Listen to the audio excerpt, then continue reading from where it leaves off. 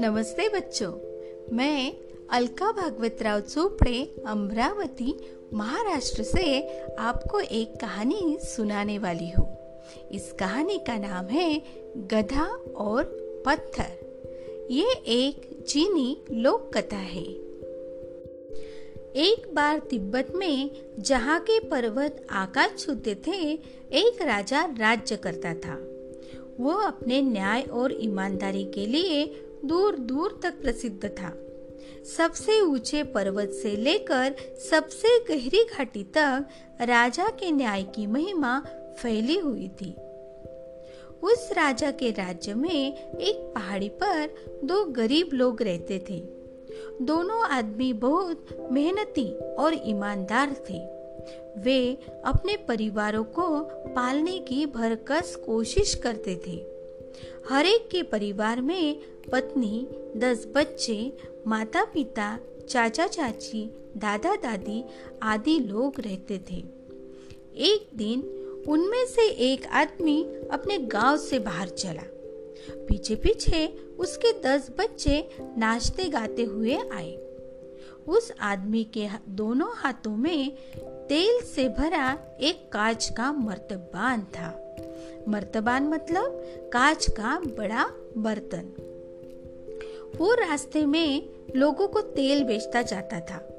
बहुत थकने के कारण उस आदमी ने कांच के मर्तबान को एक बड़े पत्थर पर रख दिया और फिर वो सो गया। जब वो सो रहा था तो उसका पड़ोसी भी उसी पहाड़ी से उतरकर अपने 10 बच्चों के साथ वहां आया।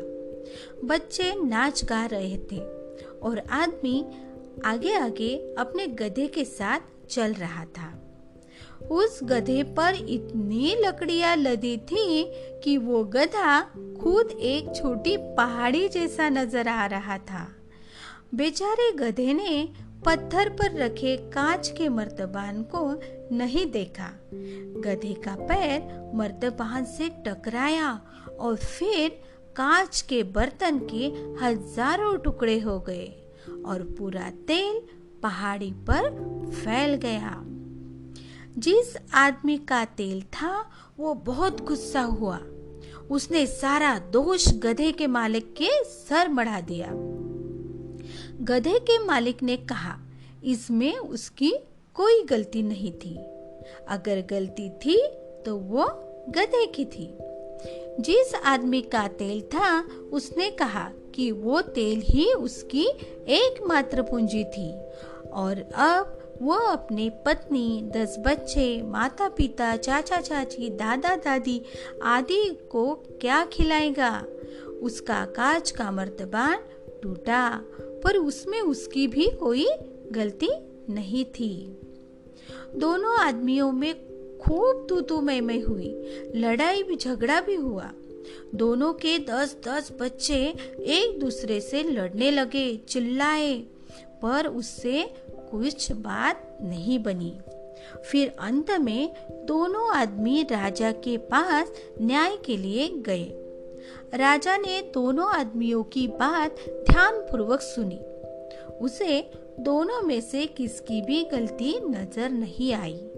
वे दोनों मेहनतकश और ईमानदार आदमी थे, जो अपने बड़े परिवार का भरण पोषण बड़ी ही लगन से करते थे। क्योंकि उन दोनों आदमियों की कोई गलती नहीं, तो इसलिए जरूर गलती पत्थर या गधे की होगी। राजा ने अपने सिपाहियों को भेजकर पत्थर और गधे दोनों को गिरफ्तार करवाया। बेचारे गधे के गले में हथकड़ी पड़ गई और सिपाहियों ने पत्थर को भी जंजीरों से कसकर बांधा। जल्द ही इस अजीबोगरीब केस की खबर पूरे राज्य में फैल गई। जब दोनों आदमियों की पत्नियां, बच्चे, माता पिता, चाचा चाची, दादा दादी आदि ने पत्थर और गधे दोनों की गिरफ्तारी की बात सुनी, तो उन्हें लगा कि राजा बिल्कुल ही बौरा गया है। राजा ने ऐलान किया कि अगले दिन सुबह केस की सुनवाई होगी। केस की सुनवाई के लिए एक बड़ा जुलूस निकाला गया, जिसमें झंडे, तोरण, तुहरी और ढोल मंजीरे बजाए गए। एक पत्थर और गधे की खिलाफ जांच पड़ताल की बात हर एक को बड़ी ही अजीब सी लगी, पर लोग बहुत जिज्ञासु होते हैं, इसलिए इस अजीबोगरीब केस की सुनवाई के लिए अगले दिन कोर्ट कचहरी में लोगों की भीड़ उमड़ पड़ी। राजा अपने सिंहासन पर आकर बैठे। फिर उसने सिपाहियों को कोर्ट कचहरी के दरवाजे बंद करने का आदेश दिया। अंत में सुनवाई शुरू होने वाली थी। राजा ने कहा, आप लोगों को पता है कि पत्थर और गधे को न्याय दिलाने का कानून में कोई भी प्रावधान नहीं है। फिर आप सब लोग इस मूर्खतापूर्वक केस को सुनने क्यों आए? इस बेहुदा उत्सुकता के लिए हर एक को 10-10 सिक्कों का जुर्माना देना पड़ेगा। राजा की बात सुनकर लोगों को खुद पर बेहद शर्मिंदगी महसूस हुई। हर एक ने 10-10 सिक्के दिए और फिर वे दरवाजे से खिसके।